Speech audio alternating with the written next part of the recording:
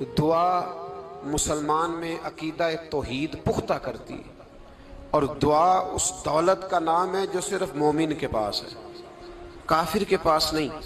نبی پاک علیہ السلام نے فرمایا الدعاء صلاح المومن، دعا مومن کا ہتھیار ہے، کافر کے پاس یہ ہتھیار نہیں ہے۔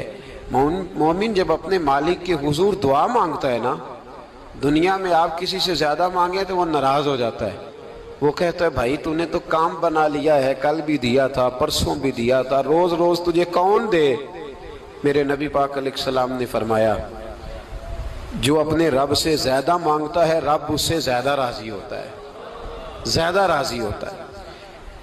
اب دعا مخصوص اوقات نہیں دعا کے، فرمایا اذا دعان، جب بھی دعا مانگو گے تمہارا رب تمہاری دعا کو، جب بھی دعا تو دعا کرتے رہنا چاہیے، ہر وقت دعا میں بندہ شامل رہے، اللہ کے ذکر میں شامل۔ یہ جو قرآن مجید نے کہا نا یا ایھا الذین آمنوا اذکروا اللہ ذکرا کثیرا، اے ایمان والو اپنے رب کا ذکر کثرت سے کرو، وسبحوہ بکرۃ واصیلا، اور صبح و شام اسی کی پاکی بیان کرو۔ تو اس سے مراد یہ نہیں ہے کہ تسبیح لے کے سارا دن مسجد میں بیٹھے رہو اور کام کوئی نہ کرو، بلکہ اس کا مطلب یہ ہے کہ روٹی شروع کرو تو اللہ کے نام سے، اختتام کرو تو اللہ کے نام، سو جاؤ تو رب کا نام لے کے، سویرے اٹھو تو اللہ کا نام لے کے، جب تمہیں کوئی چیز اچھی لگے تو ماشاءاللہ کہو، جب کوئی مصیبت آئے تو کہو انا للہ و انا الیہ راجعون۔ تو سارا دن اللہ کا ذکر جاری رہے گا۔ نبی پاک صلی اللہ علیہ وسلم نے مسلمان کو ایک دوسرے سے ملنے کا طریقہ بتایا۔ مصیبت آئے تو کیا کہنا ہے؟ صرف فوت کی پہ نہیں کہنا، اس کی وضاحت کر دو۔ کوئی بھی الذین اذا اصابتہم مصیبہ، جب بھی کوئی مصیبت آئے، اللہ کے بندے کہتے ہیں ہم اللہ کی طرف سے آئے ہیں اور اللہ کی طرف ہی ہم نے لوٹ جانا۔ تو میرے عزیز ہر وقت اللہ کا ذکر جاری رہے گا، ہر وقت زبان پہ رب کریم کا۔ دیکھیں نا نبی پاک علیہ السلام نے ہمیں ملاقات کا طریقہ بتایا۔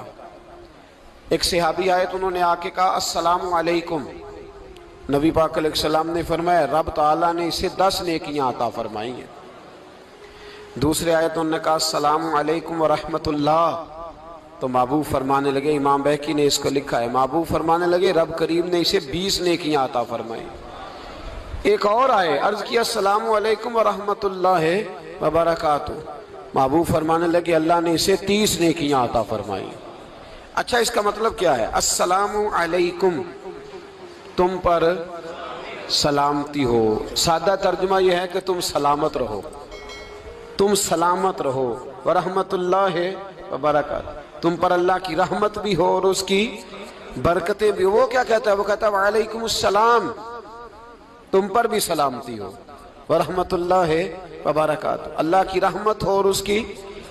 یہ جو مسنون دعائیں ہیں نا جو حضور نے ہمیں دعائیں سکھائیں ہر موقع پہ، ان کا کمال دیکھیے۔ اب ایک مسلمان نے آتے کہا السلام علیکم، اس کا مطلب کیا ہے؟ تم پر۔ اب وہ جھگڑا کرے گا اسے مارے گا، اس کا مال چھینے گا؟ اس نے تو آتے ہی کہا ہے تم پر سلامتی ہو۔ تو جو سلامتی کی دعا دینے والے ہیں وہ جیب تھوڑی کاٹیں گے، وہ غبن تھوڑی کریں گے، ڈاکہ تھوڑا ڈالیں گے۔ اسلام نے لفظ ہی وہ سکھایا ہے کہ فرمایا جب تم نے ملنا ہے تو تم نے دعائیں کرنی ہیں ایک دوسرے کے لیے۔ اب ہمارے ہاں نئے نئے لفظ آ گئے، ٹیلی فون اٹھایا تو کہا ہیلو، اس کا کیا ترجمہ ہے؟ کون ہے، اس کا کیا ترجمہ ہے؟ جی جناب، اس کا کیا مطلب؟ ہم نے دیکھا بڑے بڑے سمجھدار لوگ السلام علیکم کی بجائے کہتے ہیں کیا حال ہے۔ بھئی کیا عجیب بات ہے، بھئی کیا حال ہے کا کیا مطلب ہوا؟ وہ بعد میں کرنے کی بات ہے۔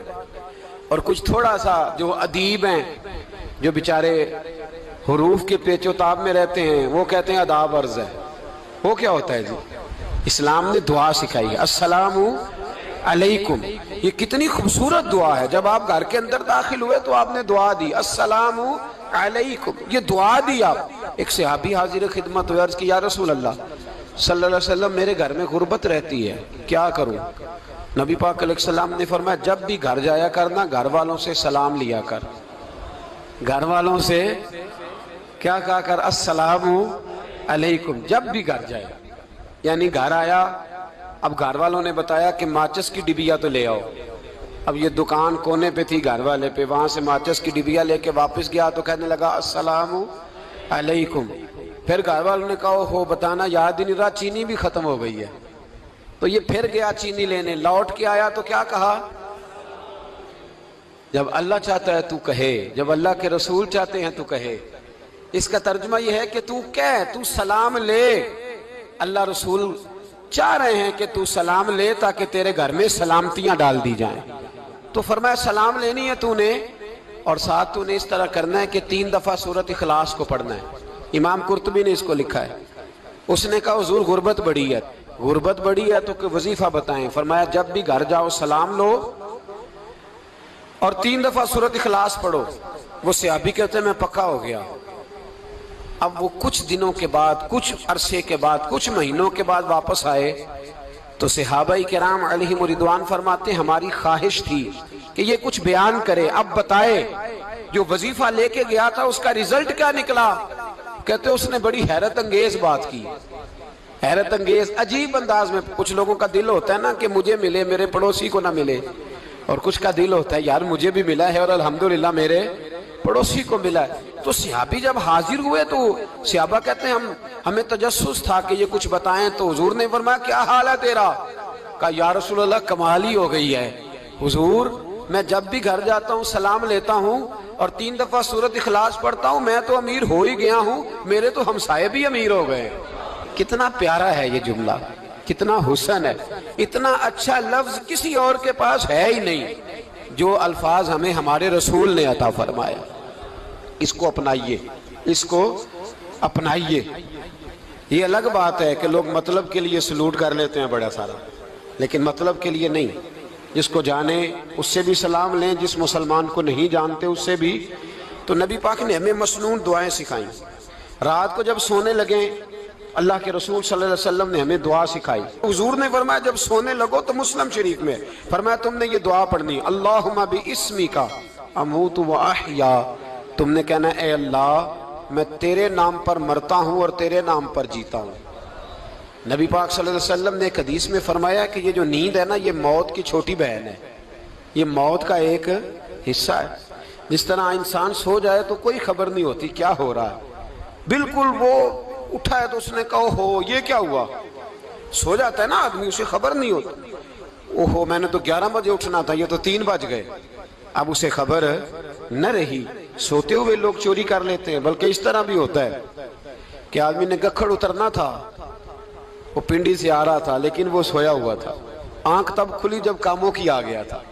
اب اس کا اس پر زور، تو فرمایا کیا پتا اب تو کھل گئی کاموں کی، جا کے لاہور جا کے کسی جگہ پہنچ کے. تو یہ بھی ممکن ہے کہ کھلے ہی نہ، نیند ہی موت کا سبب بن جائے. تو کہہ کے سو کہ یا اللہ تیرے نام پہ سو رہا ہوں. اللہ کس نام پہ سو رہا ہوں؟ یار اگر ہم ان دعاؤں کا حسن سمجھے مت، اللہم باسمک اموت و احیا، یا اللہ میں تیرے نام پہ سوتا ہوں اور تیرے نام پر اٹھتا ہوں. گویا کہہ رہا یا اللہ میری نیند بھی تیرے فضل سے ہی ہے، اور اگر آنکھ کھل جائے تو وہ بھی تیرے فضل سے ہی ہے. کتنا اعلیٰ نبی پاک علیہ السلام نے انداز سکھایا. اور پھر بخاری شریف میں حدیث موجود ہے، فرمایا جب اٹھو تو کہو الحمدللہ الذی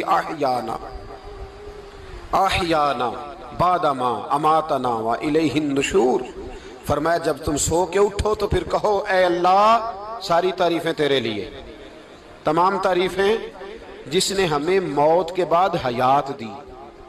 موت کے بعد فرمایا احیانا بعد ما اماتنا، ہمیں مرنے کے بعد گویا اللہ کا شکر ادا کر کے آنکھ کھل گئی. دیکھیں کس طرح اسلام مسلمان کو اللہ کے ساتھ جوڑتا ہے. فرمایا شکر کر، آنکھ کھل گئی.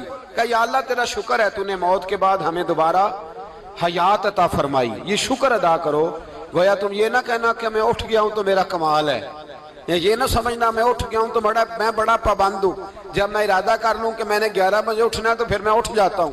یہ نہ کہنا کہ یہ الارم بڑا اچھا ہے، یہ مجھے اٹھا لیتا ہے. ذہن کے اندر خیال کر کہ نیند تو موت کی طرح تھی، یہ جو میں اٹھ گیا ہوں تو اپنے رب کے فضل سے اٹھا ہوں. جو میں اٹھ گیا ہوں، جو ابھی اٹھے ہیں وہ تو بول دینا کم از کم کہ میں اپنے رب کے فضل سے اٹھ گیا.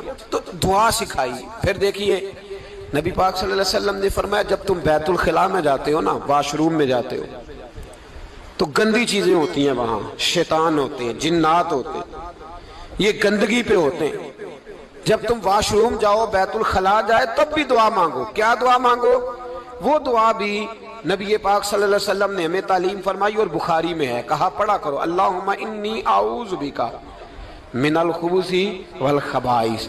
کہو اے اللہ، ناپاک چیزوں سے میں تیری پناہ مانگتا ہوں، وہ نر ہوں یا مادہ ہوں۔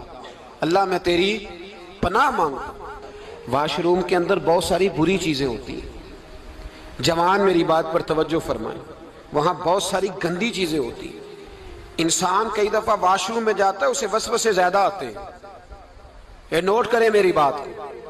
اصل میں نا ہم بات ڈھونڈ رہے ہیں علاج اپنی بیماریوں کا، حالانکہ علاج تو سارا مدینے والے رسول کے پاس موجود ہے، محبوب کے پاس ساری دوائیاں ہیں۔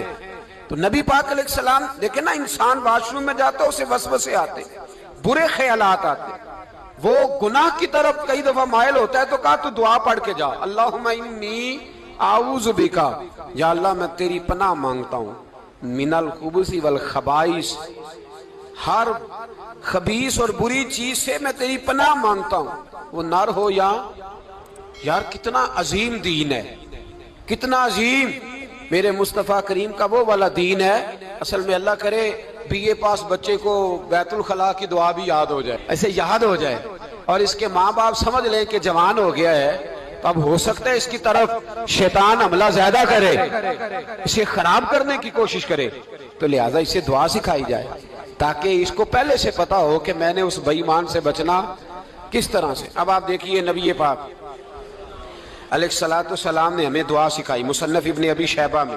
کون سی دعا؟ واش روم سے نکلنے کی۔ اللہ اکبر، بڑی زبردست دعا ہے، بڑی زبردست۔ آپ یقین کریں اس ایک ایک دعا پر ایک ایک پورا بیان ہو سکتا ہے، ایک ایک۔ یہ اس لیے نہیں میں کہہ رہا کہ میں کوئی عالم فاضل آدمی ہوں، آپ کہیں گے کہ بتا رہے ہیں میں بڑا پڑھا لکھا ہوں، صرف یہ عرض کر رہا ہوں کہ اس کے فوائد پر، ثمرات پر جو اللہ تبارک و تعالی امت کو دیتا ہے، ان دعاؤں کی جو فضیلت حدیثوں میں آئی، اور پھر جو اس کے فوائد ہے، اور اس پر بات کروں تو ایک دعا تقاضا کرتی ہے کہ اس پر پورا ایک لیکچر ہونا چاہیے۔ دیکھیے آپ واش روم سے نکلے، دعا کیا ہے؟ دعا کے لفظ کیا؟ الحمدللہ الذی، ایک حدیث میں لفظ ہے غفرانک، غفرانک، اے اللہ میں تجھ سے بخشش چاہتا ہوں۔ اور جو مشہور اور معروف ہے، مصنف ابن ابی شیبہ کی روایت فرمایا الحمدللہ الذی اذھب عنی العذاب وعافانی، فرمایا اے اللہ تیرا شکر ہے۔ واش روم سے نکلا ہے تو کہہ رہا ہے یا اللہ تیرا شکر ہے، تو نے مجھ سے اذیت دور کی، وعافانی، اور تو نے مجھے عافیت عطا کر دی، اذیت دور کر دی اور عافیت۔ بولیے، واش روم سے نکلا ہے تو کیا کہتا ہے؟ یا اللہ تیرا شکر ہے، تو نے مجھ سے اذیت دور کر دی اور مجھے عافیت۔ ڈاکٹر حکیم ہومیوپیتھک ایک چیز پر متفق کم ہوتے ہیں، پتہ ہے نا آپ کو، لیکن اس بات پر سب کا اتفاق ہے کہ اگر کسی کو قبض ہو جائے نا تو شاید 70 یا 72 بیماریاں لگ جاتی ہیں اس کو۔ اور جب آدمی کو قبض ہوتی ہے نا، پیٹ کے اندر فضلہ جم جاتا ہے، خارج نہیں ہوتا، اس کو اعصاب کی بیماری ہوتی ہے، اس کے ذہن پر اثر ہوتا ہے اس چیز کا۔ آپ یہ مت سمجھیں کہ کھانا کھانا یہ ایک کمال ہے، اللہ نے یہ بھی نعمت بنائی ہے کہ کھانا جب خارج ہوتا ہے تو وہ بھی اللہ کا بہت بڑا احسان ہے۔ تو فرمایا تو سمجھا ہی نہیں، اگر تجھے قبض ہو جاتی، تیرے پیٹ کے اندر وہ چیز جم جاتی، تیرے لیے کتنی تکلیف کا باعث تھی۔ ان لوگوں سے پوچھئے جو اس کے بیمار ہیں، اس کے مریض ہیں، وہ کتنی تکلیف میں رہتے ہیں، سر میں درد ہوتا ہے، سر چکراتے ہیں۔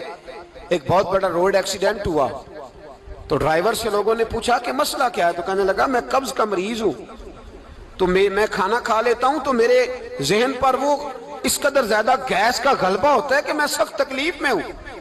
نبی پاک علیہ السلام نے ہمیں سمجھایا اور بتایا کہ سمجھ لو یارو، کھانا کھانے کی نعمت تو اللہ نے تمہیں عطا فرمائی ہے، لیکن کھانا کھانے کے بعد اس کا اخراج بھی اللہ کی بہت بڑی نعمت ہے، تو اللہ کا شکر ادا کرو۔ پھر جب آپ گھر سے نکلیں گے تو بھی اس کی دعا ارشاد فرمائی، بسم اللہ توکلت علی اللہ، اللہ کے نام سے گھر سے نکلتا ہوں اور میں نے بھروسہ بھی اللہ کے نام پہ کیا۔ جب گھر سے نکلیں تو کس کے نام پہ بھروسہ کریں؟ بولیے حضرت رابعہ بصریہ رحمت اللہ علیہا، آپ تشریف لے گئیں حج کرنے، جس دن واپس آئیں اپنا اونٹ کہہ گئیں جاتی دفعہ، کہنے لگی اللہ میں تیرے حوالے کر کے جا رہی ہوں اور بسم اللہ توکلت علی اللہ، بھروسہ بھی تیری ذات پہ ہے۔ جس دن واپس آئی نا اسی دن کسی نے بتایا کہ اماں آج ہی تیرا اونٹ مر گیا ہے، تو اونٹ کے سرانے کھڑی ہو کے کہنے لگی مولا میں تو تیرے نام پہ تیرے پہ بھروسہ کر کے گئی تھی، تیرے حوالے، میں تو تیرے گھر گئی تھی۔